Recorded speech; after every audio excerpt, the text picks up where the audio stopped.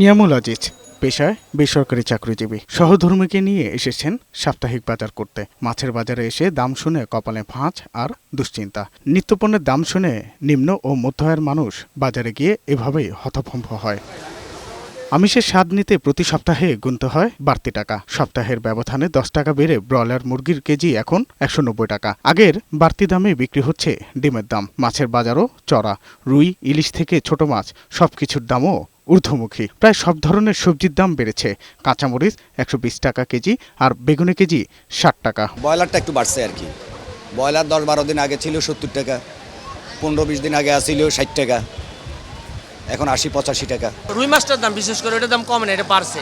আর ইলিশ মাছের দামটা একটু বাড়তে, আর সব মাছের দাম একটু কমছে। আর সপ্তাহে বেশি ছিল 160 টাকা।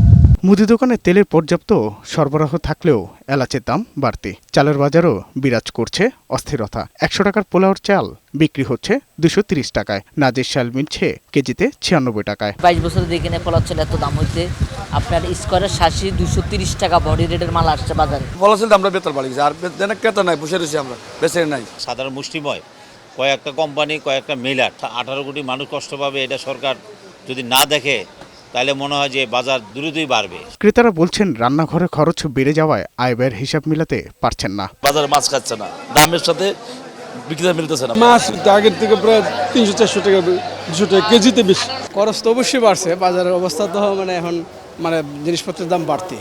সবজির দাম আগে চেয়ে অনেক বেশি। টাকার সবজি আগে কিনতাম, ব্যাগ ভরে দিতে আমার মনটা খুশি থাকতো, বুঝছেন। আচ্ছা কিনছি, ব্যাগও পড়ে নেয় আমার 300 টাকার সবজি কিনছি। নিত্যপণ্যের বাজার নিয়ন্ত্রণ ও কারসাজিতে জড়িতদের শাস্তির দাবি সাধারণ ক্রেতাদের। সাজ্জাদুর রহমান, বৈশাখী সংবাদ, ঢাকা।